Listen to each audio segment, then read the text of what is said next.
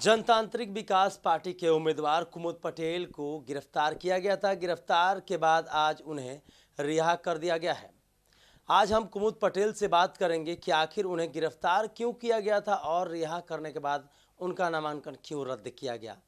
अब हम सीधे जुड़ते हैं कुमुद पटेल से, बताया जाए। जी नमस्कार।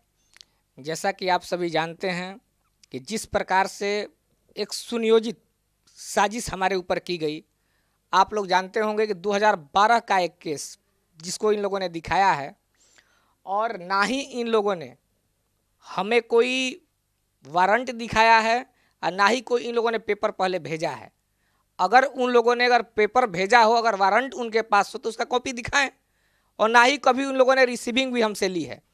तो एक सुनियोजित साजिश है और बड़े नेताओं के दबाव में इन लोगों ने पहले तो हमारी गिरफ्तारी की पूरी योजना बनाई कि 7 तारीख को कुमुद पटेल का नामांकन है, 7 तारीख को गेट पे ही अरेस्ट कर लेना है, अरेस्ट हो जाएंगे तो इनकी नामांकन नहीं होगी। ये बात हम लोगों को पता लग गया तो हम लोगों ने 6 तारीख को ही नामांकन का अपना प्लान किया और हम लोग 6 तारीख को नामांकन के लिए चले गए।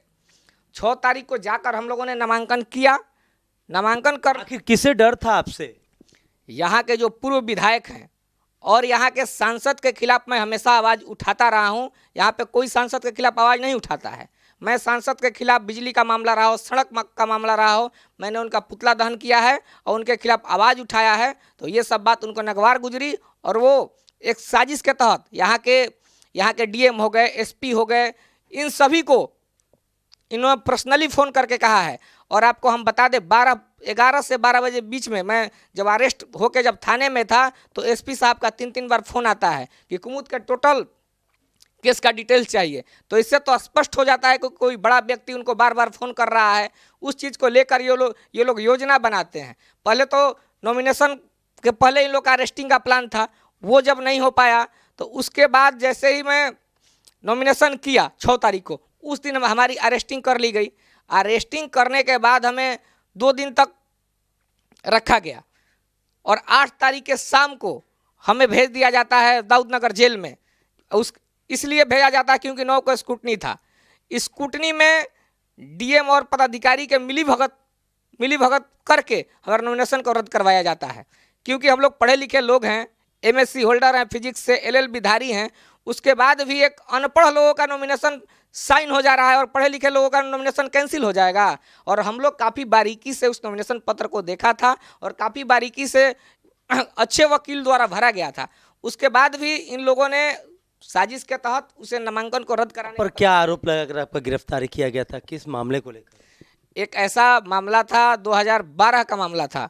2012 में कतिरा मोड़ पे जांच के क्रम में छात्र नेताओं की पिटाई की गई थी। उसमें जब हम लोग समर्थन में गए थे तो इन लोगों ने झूठा आरोप लगाया कि मेरा नेम प्लेट नोच दिए, नेम प्लेट नोच कर गाली देने लगे, जाति सूचक गाली दिए। तो हम तो पूछना चाहते हैं कि उनका नाम तो कुमार में है, उस पर तो जाति कोई दिख नहीं रही है, तो ये बता देना स्पष्ट रूप में कि मैं कैसे आपकी जाति जान गया, आपकी जाति सूचक गाली देने लगा। ये पूर्ण रूपेण फेक केस था और फेक केस में ना ही इन लोगों ने वारंट निर्गत किया है और ना ही कोई पेपर दिया है। उसके बाद भी ये लोग हम लोगों को अरेस्ट किए। एक बहुत बड़ी साजिश थी, बहुत बड़ी योजना बनाई गई थी, क्योंकि कुमुद पटेल को पुरजोर समर्थन आरा विधानसभा के प्रत्येक गांव और प्रत्येक वार्ड में मिल रहा था, जिससे बीजेपी पूर्ण रूपेण और यहाँ के जो पूर्व विधायक थे पूर्ण रूपेण डर गए थे। और यहाँ के सांसद महोदय जो कि दूसरे को टिकट दिलवाने के लिए कह रहे थे कि हम अपना इस्तीफा दे देंगे, उनके ये प्रिय विधायक हैं, उसके लिए इन्होंने पर्सनल इंटरेस्ट लेते हुए हमारे नामांकन को रद्द कराने का कार्य किया है। आप कह रहे हैं कि पर्सनल इंटेंशन को लेकर आपका नामांकन रद्द किया गया है और कई लोगों का भी नामांकन रद्द किया गया होगा, तो क्या आपकी लोकप्रियता इनको अब डर सताने लगा था या कुछ और था? क्योंकि जिस तरीके से आप लगातार क्षेत्र में जा रहे थे, जनता के बीच में जा रहे थे, कैसा समर्थन था वो हमने भी देखा है। तो क्या समर्थक और समर्थन से ये? देखिए, हम इतना बता दें कि मैं किसी भी गांव में जा रहा था, यहाँ आरा विधानसभा के 12 पंचायत हैं, 12 पंचायत के प्रत्येक गांव में लगभग मैं 60% गांव में चला गया था और प्रत्येक गांव से जो समर्थन मिल रहा था, इनके कार्यकर्ता को वो चीज़ जानकारी थी। वो लोग बार बार उनसे कह रहे थे कुमुद पटेल को कैसे भी रोकिए, कुमुद पटेल को। कुछ और पार्टियां जो थी इस बार, उनका भी बहुत ज़्यादा नामांकन रद्द हुआ है, आपको ये पता है? देखिए कुछ लोगों का रद्द हुआ है जिनका डॉक्यूमेंट नहीं था, लेकिन मेरा टोटल का टोटल डॉक्यूमेंट था। मैंने टोटल डॉक्यूमेंट को सबमिट किया था और मैं खुद स्टूडेंट लीडर रहा हूं। मैं डॉक्यूमेंट को बहुत बारीकी से समझता हूं, डॉक्यूमेंट की महत्ता को समझता हूं। मैंने पूरे डॉक्यूमेंट को पूरे सुनियोजित तरीके से मैंने सब तैयार किया था और मेरे डॉक्यूमेंट में कहीं कमी नहीं थी। एक छोटा सा इन लोगों ने ये आरोप लगाया है कि 4 कॉलम था, हमें 3 केस था, तो मैंने तीनों केस जब भर दिया तो अगला कॉलम में आपने क्यों नहीं लिखा? ये क्या भाई ड्रामा है? जब 3 केस है तो 3 ही ना लिखेंगे? तो नहीं, आप केस छुपा रहे हैं, ये कर रहे हैं। कहीं ना कहीं बहुत बड़ी साजिश हमारे ऊपर हुई है। इस चीज़ को पूरी आरा की जनता नहीं, पूरे बिहार की जनता देख रही है किस प्रकार से युवाओं की आवाज़ को दबाने की ये कोशिश जो है, वो कोशिश उनकी ज़्यादा दिन तक चलने वाली नहीं है। इस बार उन लोगों ने युवाओं की आवाज़ को दबाया है, कुचला है, लेकिन यहाँ का युवा और यहाँ का प्रत्येक व्यक्ति इस षड्यंत्र को समझ चुका है कि कुमुद पटेल के साथ किस प्रकार का षड्यंत्र किया गया है। तो आगे आप क्या करेंगे? कुछ हम आगे यही करेंगे जो बीजेपी की निकम्मी सरकार है और जो पूर्व विधायक और यहाँ के सांसद महोदय ने जिस प्रकार से हमारे ऊपर ये योजना बनाकर हमें चुनाव लड़ने से रोका है, तो मैं उनके खिलाफ चरणबद्ध आंदोलन करूंगा और युवा और जनता के बीच जाकर मैं इन्हें हराने का काम करूंगा। एक बात कहने का मतलब ये है कि अब तो आप उम्मीदवार नहीं रहे, तो अब किसे आप समर्थन देंगे? क्योंकि जिस तरीके से आपका एक जन सैलाब बन चुका था, लोगों का समर्थन मिल रहा था, हुजूम जुड़ रहा था आपके साथ, वो जनता तो आप पर विश्वास करके आपके साथ जुड़ गई, लेकिन अब उनके विश्वास को बहुत बड़ा धक्का लग गया है क्योंकि आपका नामांकन रद्द हो गया है। अब आप चुनाव नहीं लड़ सकते हैं। तो वो जो मतदाता आपसे जो जुड़े थे, क्या उनको आप किस तरीके से देखते हैं और क्या लगता है कि उन मतदाताओं का आप किस तरीके से इस्तेमाल कर सकते हैं?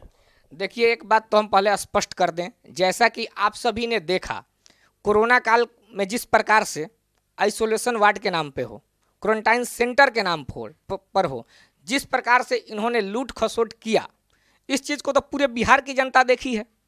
और जिस प्रकार ये लोग आज जितने भी हमारे गरीब घर के लोग, कुछ लोग फांसी लगा के मरे, कुछ लोग जहर खा के मरे, कुछ लोग भूखमरी से मरे, इसका कोई आंकड़ा पूछने वाला है? कोई आंकड़ा पूछने वाला नहीं है। इन लोगों की जात की आंकड़ा चाहिए, धर्म का आंकड़ा चाहिए। ये लोग चाहते हैं कि लोग को जात के नाम पे, धर्म के नाम पर हम बांट दें, लेकिन जो इनका सोच है, यहाँ की जनता पूर्ण रूपेण इन सभी बातों को समझ गई है और इस चुनाव में करारा जवाब देगी। और जहाँ तक कुमुद जी, मेरा सवाल था कि आपका समर्थन अब किसे रहेगा? देखिए, जहाँ तक आपने समर्थन में मैं उसी बात पे आ रहा था, जहाँ तक आपने समर्थन की बात की, तो मैं सभी युवा साथियों के साथ 2 दिन के अंदर बैठक करूंगा, उन सभी से राय लूंगा, उसके बाद मैं कहूंगा कि आरा में क्या करना है।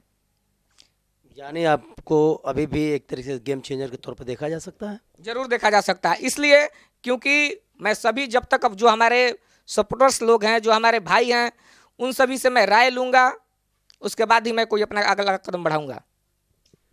तो अभी आप सुन रहे थे कुमुद पटेल को, जो राष्ट्रवादी जनता पार्टी विकास पार्टी से जो उम्मीदवार थे, इनका नामांकन रद्द कर दिया गया। नामांकन का रद्द करने का पीछे इन्होंने यहाँ के जो स्थानीय सांसद और केंद्रीय ऊर्जा राज्य मंत्री आर.के. सिंह के ऊपर ठीकरा फोड़ा, क्योंकि उन्होंने, इनका कहना है कि उन्हीं के कहने के वजह से उनका नामांकन को रद्द किया गया है।